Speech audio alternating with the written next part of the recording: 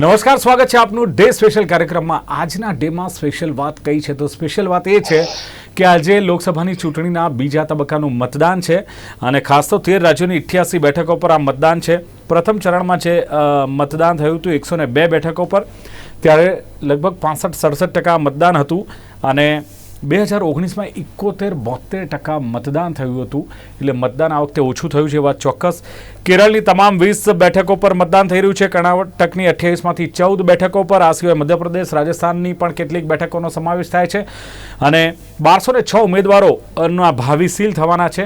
દિગ્ગજની વાત કરીએ તો ક્યાંક ઇન્ડિયાના જે ચહેરાઓ છે એમાં રાહુલ ગાંધી છે, ભૂપેશ બઘેલ છે, કેસી વેણુગોપાલ છે, અશોક ગેહલોતના સુપુત્ર એટલે કે વૈભવ ગેહલોત છે, તો ભારતીય જનતા પાર્ટીમાંથી પણ હેમા માલિની છે, ઓમ બિરલા, અરુણ ગોયલ અને આ બધાનું જે ભાવિ છે સીલ થવાનું છે। ક્યાંક જે પપ્પુ યાદવ છે એ બેઠક પણ ચર્ચામાં છે, બિહારની પૂર્ણિયા, કારણ કે અપક્ષ ઉમેદવારી નોંધાવી છે, પહેલાં કોંગ્રેસમાં હતા, ત્યારબાદ જે આ બેઠક છે એ ઇન્ડિયા ગઠબંધનના ભાગમાં આવી અને આરજેડીને મળી, જેને લઈને એમણે અપક્ષ ઉમેદવારી નોંધાવી। બીજી એક ચર્ચામાં બેઠક છે એ રાજસ્થાનની બેઠક ચર્ચામાં છે, રવિન્દ્ર ભાટી જ્યાંથી યુવા ઉમેદવાર છે, અપક્ષ ઉમેદવાર છે બાડમેરના, અને એમની રેલીને ભીડ જોઈને લોકો ચોંકી ગયા હતા કે અપક્ષ ઉમેદવારમાં આટલી મોટી ભીડ, આટલું સમર્થન, એટલે એ પણ ચર્ચામાં છે। કહેવાનો મતલબ કે આ 88 બેઠકોમાંથી ભારતીય જનતા પાર્ટીએ 52 બેઠકો જીતી હતી। ક્યાં ક્યાં ખરાખરીનો જંગ છે, શું છે આખું ચિત્ર, બીજા તબક્કાના મતદાનને લઈને ચર્ચા કરવા માટે મારી સાથે જોડાયા છે સિનિયર પત્રકાર અને રાજકીય વિશ્લેષક અરવિંદ જોબનપુત્રા છે। અરવિંદભાઈ, સ્વાગત છે આપનું। હા, નમસ્કાર। અને સાથે જ રાજકીય વિશ્લેષક જયેન્દ્ર બ્રહ્મભટ્ટ છે। જયેન્દ્રજી, આપનું પણ સ્વાગત છે। નમસ્કાર। અરવિંદભાઈ, શું કહેશો? જે પ્રમાણે બીજા તબક્કાનું મતદાન છે, મેં કહ્યું તેમ પ્રથમ ચરણમાં 102 બેઠકોનું મતદાન 67% રહ્યું હતું, જે 2019માં 71-72% હતું। લોકોને મતદાનમાં રસ નથી કે પછી ગરમી ક્યાંક અસર કરી રહી છે? શું કારણ લાગી રહ્યું છે? મતદાનને લઈને શું કહેશો ખાસ?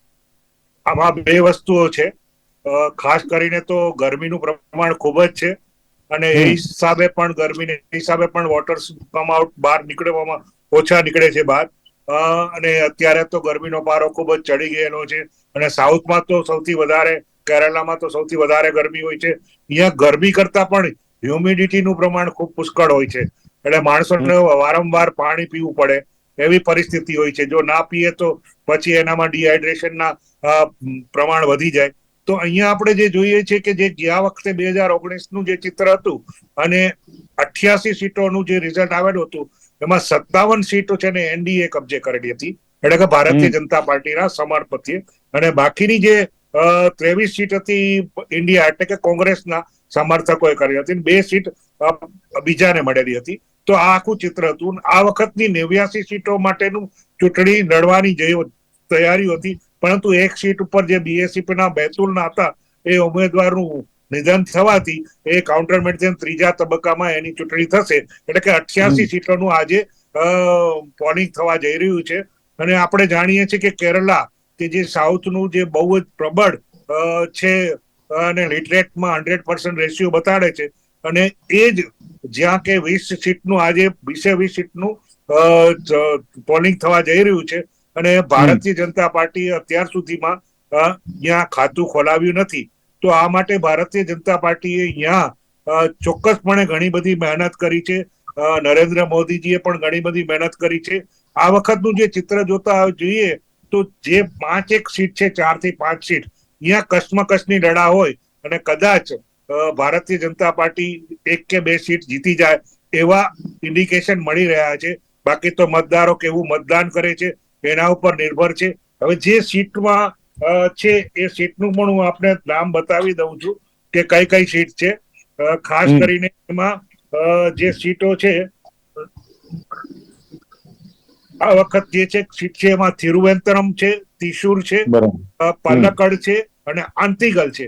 અહીંયા કસમકસ તિરુવનંતપુરમમાં તો શશી થરૂર જવા જઈ રહ્યા છે, 3 વાર ચૂંટાયેલા છે, પણ એની સામે જે ઉભા છે એ પણ પ્રબળ છે, અને ત્યાં જે પ્રોબ્લેમ છે કે તિરુવનંતપુરમમાં શશી થરૂરની ગેરહાજરી સખત રહે છે, એટલે કે મતદારો પણ ખૂબ નારાજ છે, એટલે અહીંયા પણ કસમકસની લડાઈ છે। એવી રીતે પલક્કડમાં, આંતીગલમાં, જ્યાં ભારતીય જનતા પાર્ટીનું થોડુંક મજબૂત પાસું કહી શકાય અત્યારના જે સંજોગોમાં જોઈએ તો, કદાચ 1 કે 2 સીટ જ્યાં 20માંથી લઈ જાય એવા અત્યારના ઇન્ડિકેશનો મળી રહ્યા છે.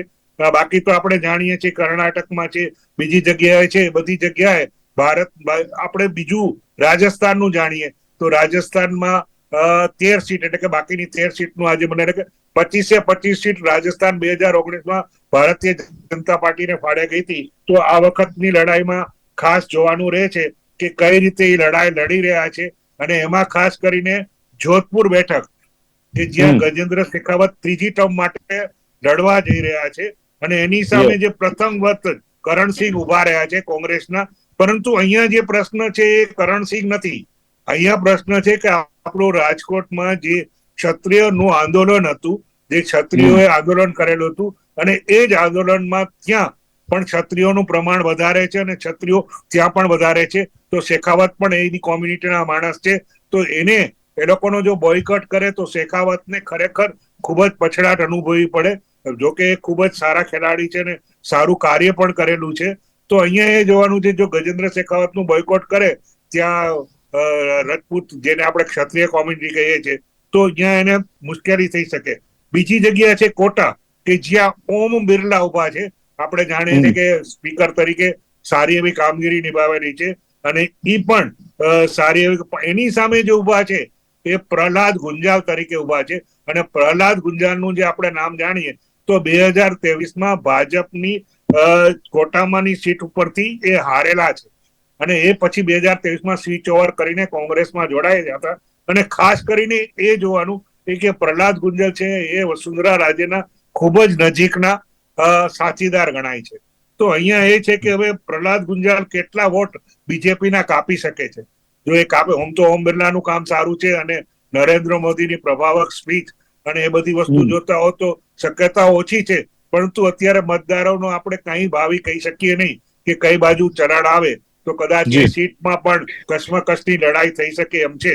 તો આ બધું જોતા હોય તો બેંગ્લોરમાં અરવિંદભાઈ રાજસ્થાનમાં આપે કહ્યું કે ભાજપ અને કોંગ્રેસ સામે ટક્કરે. આપે ઓમ બિરલાની પણ વાત કરી, સાથે સાથે આપે એ બેઠક કોટા બુંદી બેઠકની વાત કરી, પણ એક બેઠક રવિન્દ્ર ભાટીની ચર્ચામાં બહુ છે, બાડમેર બેઠક કે જ્યાં એ પણ ખૂબ જ ઇન્ફ્લુએન્શિયલ માણસ છે અને ઇન્ડિપેન્ડન્ટ તરીકે ઉભા છે અને એના વોટ કેટલા લઈ જાય છે અને કોને નુકસાન થાય છે એ તો આવનારો દિવસો બતાવશે. અચ્છા, જીતે એવી શક્યતા ઓછી લાગે છે આપને બાડમેરમાં રવિન્દ્ર ભાટી? વેનાડની વાત આપ કરો છો? ના, હું આ રવિન્દ્ર ભાટીની બાડમેરની રાજસ્થાનની જ વાત કરું છું. આપે કહ્યું કે કોના મત કાપે છે. ચોક્કસપણે ત્યાં પણ બાડમેરમાં અલબત્ત ભાજપનું પલડું ઊંચું કહી શકાય અત્યારે, પણ જે ભાટી તરીકે જે ઉભરી આવેલા છે ને ત્યાં એનું વજન પણ જોરદાર છે. જો ત્યાં કંઈ પણ આશ્ચર્યજનક પરિણામો આવે તો એના જીતવાના ચાન્સ પણ વધી જાય. કારણ કે અત્યારે મતદારોનો મૂડ કઈ બાજુ છે એ ખ્યાલ નથી આવતો અને વોટિંગ કેટલું થાય છે એના પર પણ નિર્ભર રાખે છે. જો વધારે વોટિંગ થાય તો ભારતીય જનતા પાર્ટીને ફાયદો થાય એમ છે. કારણ કે અહીંયા બધી કોઈ પણ જાતની કમી ભારતીય જનતા પાર્ટીએ એટલે કે એનડીએ ગવર્મેન્ટે રાખી નથી અને જીતવાની સતત કોશિશ કરેલી છે. હવે તો મતદારો કેવી રીતે રીઝે છે એના પર નિર્ભર. ચલો, બિલકુલ આપે કહ્યું મતદારો પર, જયેન્દ્રભાઈ, મતદારો પર ચોક્કસ આ બધો જ મતદાર હોય છે, પણ એક સવાલ એ છે કે આ બીજા તબક્કાનું મતદાન છે, કોણ કોના પર ભારે એ ચર્ચા ચાલી રહી છે. ત્યારે એનડીએ વર્સિસ ઇન્ડિયા ગઠબંધન અને રાહુલ ગાંધીએ એક અપીલ કરી છે મતદારોને કે આપકા મત तय करेगा कि अब्बजोपति की सरकार चाहिए या 140 करोड़ भारतीयों की सरकार चाहिए. આ સિવાય પણ ઘણા બધા એવા મુદ્દા છે. એટલે શું માનવું છે કે કોણ કોના પર ભારે પડે એવું લાગી રહ્યું છે આપને? જો મીડિયાની ને પબ્લિસિટીની વાત કરીએ તો રાહુલ ગાંધી કરતા તો 10 ગણા ભારે ભાજપ વાળા પડી શકે એવા છે કોંગ્રેસ ને ઇન્ડી ગઠબંધન. કેમ કે સોશિયલ નેટવર્કમાં જુઓ કે સોશિયલ મીડિયામાં જુઓ કે મીડિયામાં જુઓ, એમના પ્રવક્તાઓના સ્ટેટમેન્ટ જુઓ, એમના આગેવાનો નેતા દ્વારા આપેલા કાઉન્ટર એટેક એટલે કાઉન્ટર જવાબ એમના જુઓ, તો તમે જુઓ કે ક્યાંક ને ક્યાંક એ લોકોને બેકફૂટ પર જવાનો વારો આવ્યો છે. ક્યાં તો પ્રો ફરીથી એનો કોઈ જવાબ આપવાની કોઈ પરિસ્થિતિ ઊભી નથી થતી એ લોકોને. એટલે એના કારણે એક વસ્તુ નક્કી છે કે બધી જ રીતે જે આખું નેટવર્ક છે, નેટવર્કમાં ઇન્ડી ગઠબંધનમાં ગઠબંધન કરતા સૌથી શ્રેષ્ઠ ભાજપ જોડે છે. એની જોડે એકલું ભાજપ નથી, ભાજપની જોડે વિદ્યાર્થી પરિષદ હોય, વિશ્વ હિન્દુ પરિષદ હોય, આરએસએસ હોય, એનું વનવાસી પરિષદ હોય, એના જે જુદા જુદા પ્રકલ્પો છે કે જે આરએસએસ માં માટે કામ કરે છે, આરએસએસ ના જુદા જુદા પ્રકલ્પો છે, એનો કાર્યકર્તા બિલકુલ સાયલેન્ટલી કામ કરે છે. અને એનું સૌથી મોટો તમે દાખલો જેમ સાહેબે કીધું એ પ્રમાણે કેરળમાં જોવા મળશે.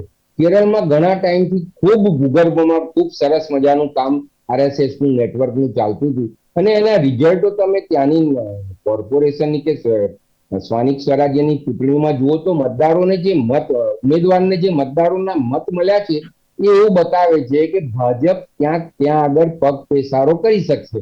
થાય છે એવું કે કુલ કેટલું વોટિંગ થાય છે ને વોટિંગ પર ઉમેદવારે જયેન્દ્રભાઈ, માની લો કેરળમાં ભારતીય જનતા પાર્ટી પગ પેસારો કરે છે, અરવિંદભાઈએ કહ્યું એમ કે 2 થી 5 સીટ કદાચ જીતે છે અથવા 1-2 સીટ જીતે છે, તો ફર્ક શું પડી શકે રાજનીતિમાં, ભારતીય રાજનીતિમાં? ઘણો ઘણો બધો ફરક પડી શકે. આવનારા બાકીના ફેસમાં તમે જુઓ કે કેરળમાં કોઈ ફ્રન્ટ સિવાય કોઈ જતું જ નથી, કોઈ આવી નથી શકતું. કેરળ સૌથી શિક્ષિત રાજ્ય તરીકે હતું.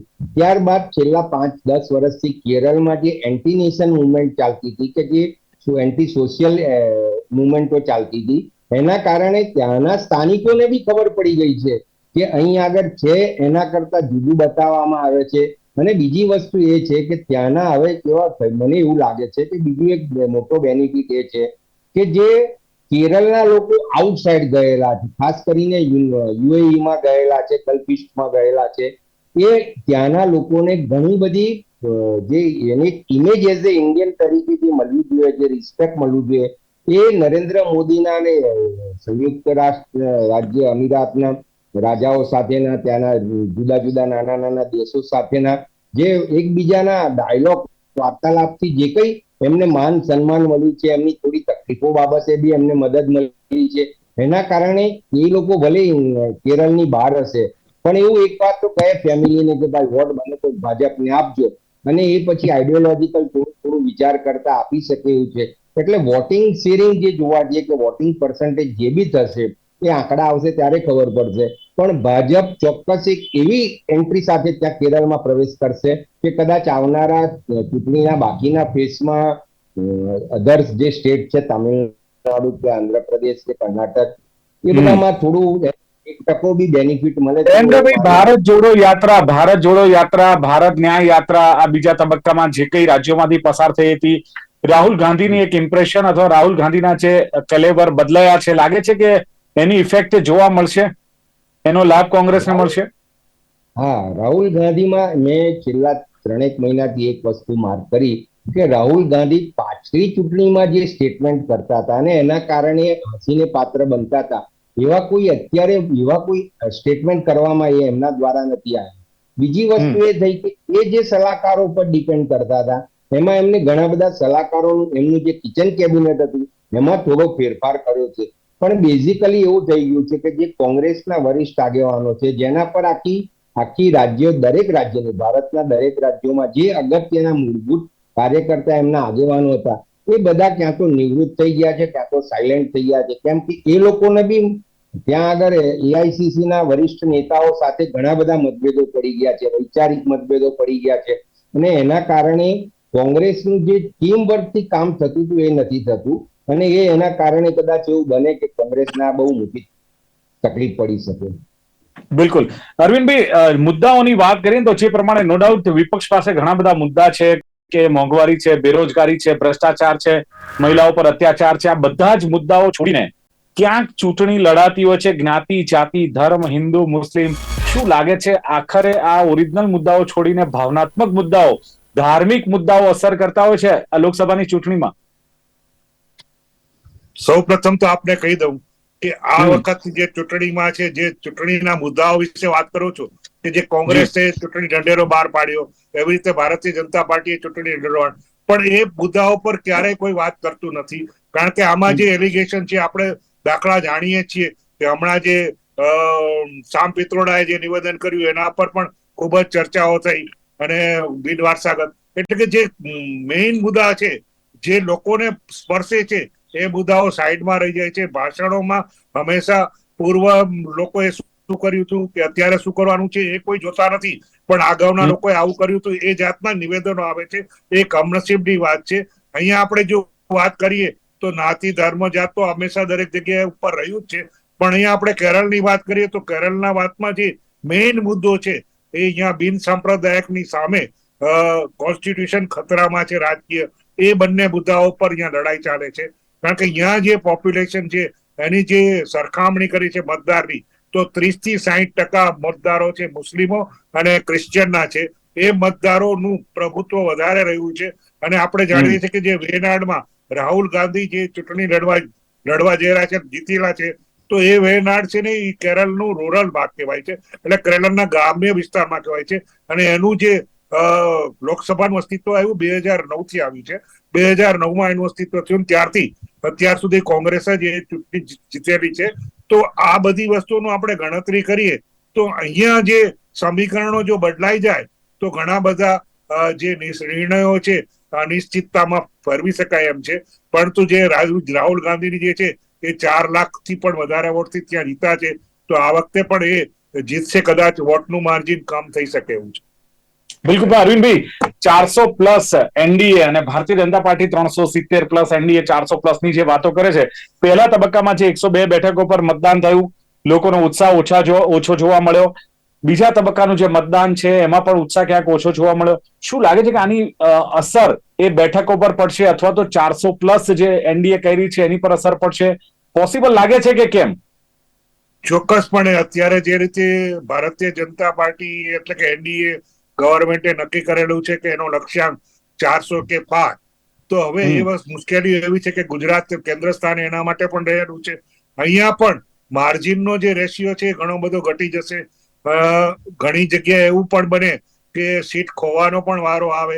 પણ અહીંયા પ્રશ્ન એ છે કે જે 1લી અને 2જી તારીખે નરેન્દ્ર મોદીજી ગુજરાતમાં આવે છે અને જ્યાં જ્યાં પ્રવાસ કર્યો છે એનો જે મેજિક છે એ હજુ અસર કરે છે કે નહીં, અને એ કઈ રીતે વાઇપ આઉટ કરે છે અને મતદારોને કઈ રીતે રીઝવી શકે છે એના. કારણ કે આપણે ત્યાં યંગસ્ટરનો સૌથીમાં વધારે મતદારો છે. આ વખતે લાઈક 12 લાખ વોટર તો ખાલી ગુજરાતમાં જ નવા આવેલા છે જે પહેલી વાર વોટ આપવા જઈ રહ્યા છે. એવી રીતે દરેક જગ્યાએ યંગસ્ટર્સનું સૌથી વધારે પ્રભુત્વ છે.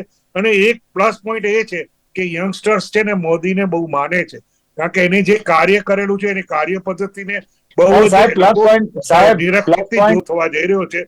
પરંતુ એ 400 ની સીટ કહે છે એ અત્યારે કેવું બુટીન છે, કારણ કે એ લોકો પાવર રિટેન કરે એ ખૂબ જ જરૂરી છે. બિલકુલ અરવિંદભાઈ, પ્લસ પોઈન્ટ એ છે કે આજકાલના જવાનીઓએ 30 વર્ષથી તો ગુજરાતમાં ભારતીય જનતા પાર્ટીનું શાસન જોયું છે. મોટે ભાગે નરેન્દ્ર મોદી હતા મુખ્યમંત્રી, હવે 2 ટર્મથી કેન્દ્રમાં ભારતીય જનતા પાર્ટીનું શાસન છે. એટલે યંગસ્ટરને તો ખબર જ નથી ને કે કોંગ્રેસનું શાસન શું હતું અથવા કોંગ્રેસની રાજનીતિ કયા પ્રકારની હતી. તો એ પણ ક્યાંક અસર કરે ને અરવિંદભાઈ? ચોક્કસપણે. હવે હું તમને કહું કે રાજનીતિની આપ જે વાત કરો છો, તો અહીંયા હવે જે રાજકારણ છે એમાં રાજનીતિમાં તો નીતિ નીકળી જ ગઈ છે. ખાલી રાજ જ રહ્યું છે. નીતિનો તો સાવ અભાવ જ થઈ ગયો છે. કોઈ નીતિને માનતું જ નથી. પરંતુ સાથે સાથે આપણે એ પણ જણાવી દઈએ કે ભારતીય જનતા પાર્ટીમાં લોકસભા અને વિધાનસભા દરેકના મુદ્દાઓ અલગ અલગ હોય છે. લોકસભા 7 એસેમ્બલી સેગમેન્ટમાં એક લોકસભાનો ઉમેદવાર આવે છે. તો આ બધાને જઈએ તો એને જે કેન્દ્રને નડતા પ્રશ્નો હોય છે, કેન્દ્રને લગતા અને સ્પર્શતા હોય છે અને રાજ્યને સ્પર્શતા પ્રશ્નો હોય છે, એ મુદ્દાઓને ધ્યાનમાં રાખવા જોઈએ અને એ મુદ્દાઓ પર જ આગળ વધી શકાય એમ છે. અને એ મુદ્દાઓથી જ એ લોકો ચૂંટણી લડવી જોઈએ. પરંતુ અહીંયા જે મુદ્દાઓની ચર્ચા કરવાની વાત આવે છે ત્યારે મેઇન પક્ષ એનડીએ હોય કે કોંગ્રેસ હોય એ મુદ્દાઓને સાઈડમાં રાખી દે છે. અને તમે જેમ હમણાં કહ્યું કે ઉદ્યોગપતિઓની છે કે તમારે એને જોઈએ છે કે તમારે તમે જુઓ ને, સંપત્તિ પર કબજો કરવા માંગે છે, તમારું મંગલસૂત્ર છીનવી લેવા માંગે છે, આ મુદ્દાઓ ચર્ચાય છે. ચોક્કસપણે એ જ વસ્તુ નડે છે અહીંયા. બિલકુલ. અચ્છા, હવે સીધું જો હું આપને પૂછું કે જયેન્દ્રભાઈ, જે પ્રમાણે હવે આ ચર્ચા ચાલી રહી છે, રાજસ્થાનની 25 સીટો અને 25 સીટો પર મતદાન આમ તો લગભગ પૂર્ણ થઈ જાય છે રાજસ્થાનનું, જે કહ્યું એમ. સાથે લાગે છે કે જે દાવો કરવામાં આવ્યો છે કે 25 સીટ આ વખતે ઓમ બિરલા પણ કહી રહ્યા છે કે ભાઈ રાજસ્થાનની ભારતીય જનતા પાર્ટી જીતશે, પણ જે પ્રમાણેનું વાતાવરણ છે એમાં ક્યાંક સેન્ધ મારવામાં આવે અથવા કોંગ્રેસ કે ઇન્ડિયા ગઠબંધનની 2-5 સીટો આવે એવું લાગે છે રાજસ્થાનમાં? હા, ચોક્કસ. એમાં 2 કારણો છે. સૌથી મોટું કારણ એ છે કે અશોક ગેહલોતે ભૂતકાળમાં ચલાયેલી સરકાર અને એમનું પૂરા રાજસ્થાન પર રહેલું એક કમાન્ડ, એમનો કમાન્ડ બહુ મજબૂત રહેલો છે. હાઈકમાન્ડને પણ એમના પર બહુ મોટો વિશ્વાસ હતો. એમની સામે ઘણા બધા પડકારો આવ્યા. સચિન પાયલોટ કેમ્પ લઈને જતા રહ્યા કે ધારાસભ્ય વિરોધમાં જતા હતા. આ બધા પડકારોમાંથી એ હેમ બહાર નીકળી જતા હતા. એટલે સૌથી મોટું અશોક ગેહલોત માટે બહુ એમની ઇજ્જતનો, ગુડવિલનો સવાલ છે. સ્ટેટ વિધાનસભાની ચૂંટણી હારી ગયા, એના સમીકરણ વસ્તુ અલગ હશે, પણ અત્યારે બે પાસા થઈ ગયા છે કે અશોક ગેહલોત છે ને બીજું ક્ષત્રિય આંદોલનની જે જ્વાળા ગુજરાતની ક્યાં અડેલી છે, એમાં તમે જોવા જાઓ તો ત્યાં આગળ ક્ષત્રિય રાજાશાહી જમાનાનો રાજ્ય છે. એટલે બધા એરિયા છે નાના નાના ક્ષત્રિય સમાજના, દરેક જગ્યાએ દરેક સીટો પર લગભગ મતદારો છે. અને એના કારણે જો આ જ વસ્તુ વધારે પડતી હજુ બી એગ્રેસિવલી થઈ તો મને એવું લાગે છે કે નાની સીટ પર, એટલે 65 વિધાનસભાની સીટ પર તો 100% મોટી અસર થાય એવી છે, જેના કારણે 1-2 લોકસભાની સીટ તકલીફમાં બી મુકાવી છે. તમે જેમ વાત કરી બાડમેરની, તો બાડમેરના ભાટીજીની તમે એમની સભ્ય સંખ્યા જુઓ, એમની રેલીની સંખ્યા જુઓ, એમની પ્રચારની પદ્ધતિ જુઓ, તો સામાન્ય તો આપણે તો બધા મીડિયાના માણસો બધા જ ફિલ્ડમાંથી જાણીએ કે વાતો જાણીએ કે કોઈક ઇન્ફોર્મેશન મેળવીએ. એવી રીતે સટ્ટા બજાર બી એમ કે છે કે ક્યાંક ગજેન્દ્ર આપણા ભાઈ શ્રી રવિન્દ્ર ભાટી મજબૂત ઉમેદવાર તરીકે આવી રહ્યા છે. પણ થાય છે એવું કે જ્યારે ચૂંટણીનો છેલ્લો દિવસ હોય છે, મતદાનના આગલા દિવસે જે વ્યૂહરચના કરવાની હોય, છેલ્લા ઓવરમાં જે બેટિંગ કરવાની હોય, એ બેટિંગ કરવામાં ભાજપ અને એના સાથી મિત્રો, એટલે એની સાથે સંકળાયેલા બધા જ લોકો, શીર્ષસ્થ નેતાઓ બન્યો તો એ લોકો કઈક એવું કરે છે, વ્યૂહરચના કરે છે, કોઈક ગામમાં કોઈક વચન આપે છે, કોઈક મોટા નેતાની જોડે કમિટમેન્ટ કરે છે, અને એના કારણે છેલ્લી ઘડીએ વોટર્સનું આખું સ્વિંગ થઈ જાય છે. ઘણા બધા ગામોમાં એવું આપણે જોયેલું છે. અને જયેન્દ્રભાઈ, આખરે લાસ્ટમાં એ પૂછવું છે કે ચૂંટણી આયોગ છે, શાંતિપૂર્ણ તટસ્થ ચૂંટણી થાય પ્રયાસ કરી રહ્યા છે, પરંતુ તમે જો કે આચારસંહિતાનું જે પ્રમાણે ઉલ્લંઘન થાય છે, પહેલી વાર એવું બન્યું છે કે ભારતના વડાપ્રધાન દ્વારા આચારસંહિતાનું ઉલ્લંઘન થયું હોય, એમને નોટિસ આપવામાં આવી હોય. રાહુલ ગાંધીએ પણ કર્યું છે, પણ નોટિસ સીધા રાહુલ ગાંધીને આપવાની જગ્યાએ એ નોટિસ આપી છે મલ્લિકાર્જુન ખડગેને. અહીં વડાપ્રધાન નરેન્દ્ર મોદીને આપવાની જગ્યાએ આપી છે નડ્ડાજીને. એટલે ક્યાંક લાગે છે કે આવા મુદ્દાઓની અસર થાય કે ના, જનતાને આ બધા મુદ્દાઓ જોડે કોઈ લેવા દેવા નથી. શોર્ટમાં શું કહેશો? જનતાને એક વસ્તુ દિલીપભાઈ ખબર જ છે કે આ ચૂંટણીમાં આપેલી નોટિસ 5 વર્ષ સુધી એનો જવાબ નથી પૂરો થતો ને નથી કોઈ એની લીગલ પ્રોસેસ થતી. ક્યાંક કોક મેટર એવી આવી જાય છે કે જેના કારણે ચૂંટણી પંચને સુપ્રીમ કોર્ટમાં મુદ્દાઓ ભટકાઈ જાય છે એવું માનો છો કે રિયલ મુદ્દાથી આખરે વિધાનસભાની જેમ કે સામાન્ય ચૂંટણીઓની જેમ લોકસભામાં પણ આખરે મુદ્દા ભાવનાત્મક, હિન્દુ મુસ્લિમ, જાતિ જ્ઞાતિ ધર્મ થઈ જાય છે? થઈ જાય છે. એનું કારણ છે કે આપણી છેલ્લા 50 વર્ષની રાજનીતિ જ આ બેઝ પર રહેલી છે. તમે બિહારનું રાજકારણ જુઓ તો યાદવોની બહુમતી, યુપીમાં રાજકારણ જુઓ તો જ્યાં આગળ યાદવ બહુમતી મતદારો છે ત્યાં આગળ મુલાયમસિંહની ફેમિલીના બધા સીટો, એમના ભાઈ, ભત્રીજા, એમના છોકરાની બહુ બધા જીતી જાય છે ને ત્યાં એ જ કેન્ડિડેટ હોય છે. મુસ્લિમ બહુમતી વિસ્તારમાં જુઓ તો આઝમ ખાન જીતી જાય છે. બનિયાની જે સીટની વાત કરી રાહુલ ગાંધી લડ્યા, એની ત્યાંની પરિસ્થિતિ જુઓ, કોંગ્રેસનો ઉમેદવાર જીતે છે. પપ્પુ યાદવ અપક્ષમાં ઉભા રહે તો એ સીટ ચર્ચામાં. બિહારની પુનિયા બેઠક તમે જુઓ કે પહેલા એ ઇન્ડિયા ગઠબંધન એટલે કે કોંગ્રેસ સાથે હતા, પછી ઇન્ડિયા ગઠબંધનને આ સીટ શેરિંગમાં આરજેડી ને ગઈ તો અપક્ષ ઉભા રહ્યા, એટલે એ ચર્ચામાં છે. એની ટૂંકમાં બીજા તબક્કાનું જે મતદાન છે ને એમાં પશ્ચિમ બંગાળમાં જે ટીએમસી ને બીજેપી વચ્ચે જે તણાવની વાત પણ આવી છે બંને કાર્યકરો વચ્ચે. પણ ખાસ જે 2019માં જે આ 88 બેઠકોની વાત કરીએ તો જેમ અરવિંદભાઈએ કહ્યું એમ કે 88 માંથી 57 એનડીએ મળી હતી, 28 ઇન્ડિયા ગઠબંધનને મળી હતી. અને કેરળની વાત ખાસ અરવિંદભાઈએ કહ્યું છે કે કેરળમાં ભારતીય જનતા પાર્ટી ખાતું ખોલાવી શકે છે. 2 થી 5 સીટ, 4 થી 5 સીટ પર જે કશ્મકશ છે એમાં ભારતીય જનતા પાર્ટી સફળ થઈ શકે છે. રાજસ્થાનમાં 13 સીટ પર મતદાન અને કુલ 25 સીટ પર મતદાન થઈ ગયું છે. દાવો થઈ રહ્યો છે ભારતીય જનતા પાર્ટીનો 25 સીટ જીતવાનો. પણ જે પ્રમાણે જયેન્દ્ર બ્રહ્મભટ્ટ કહી રહ્યા છે કે ત્યાં એક બેઠક રવિન્દ્ર ભાટી બાડમેરની પણ ચર્ચામાં છે, અને આ સિવાય 2-4 બેઠકો એવી છે કે જેમાં ક્ષત્રિય આંદોલન પણ ક્યાંક અસર કરે છે. એટલે રાજસ્થાનમાં પણ કદાચ 25 સીટ આવે તેવી શક્યતા લાગતી નથી અથવા ઓછી દેખાય છે. અને ખાસ જે કહ્યું એમ જે જયેન્દ્રભાઈએ કે છેલ્લી ઓવરમાં ભારતીય જનતા પાર્ટી જે બેટિંગ કરે છે, એટલે કે છેલ્લા દિવસોમાં જે સેટિંગ કરે છે, ભાજપના સાથી મિત્રોને જે રણનીતિ અપનાવે છે, એમાં ક્યાંક ભારતીય જનતા પાર્ટી સફળ થાય છે. મોટું સંગઠન છે રાજેન્દ્રભાઈનું કેવું છે. જયેન્દ્રભાઈ કહી રહ્યા છે. જયેન્દ્રભાઈએ જે પ્રમાણે કહ્યું કે મોટું સંગઠન છે, મોદી ચહેરો છે, સાયલેન્ટલી કામ કરે છે, એટલે ભારતીય જનતા પાર્ટી સફળ થાય છે. પણ 400+ એ હજુ કહેવું વહેલું છે. હજુ 2 તબક્કાનું મતદાન છે, બાકીના 5 તબક્કાનું મતદાન બાકી છે. ત્યારે ચિત્ર સ્પષ્ટ થશે. ચર્ચાનું સમાપન કરીએ છીએ. અરવિંદ જોબનપુત્રા અને જયેન્દ્ર બ્રહ્મભટ્ટ બંને જોડાયા. ખૂબ ખૂબ આભાર. Thank you very much. Thank you. તો દર્શક મિત્રો, ડે સ્પેશિયલ કાર્યક્રમમાં હતી લોકસભાની ચૂંટણીની બીજા તબક્કાની વાત. ફરી મળીશું નવી ચર્ચા સાથે, નવા દિવસ સાથે. આપ જોતા રહો ગુજરાત ન્યૂઝ. નમસ્કાર.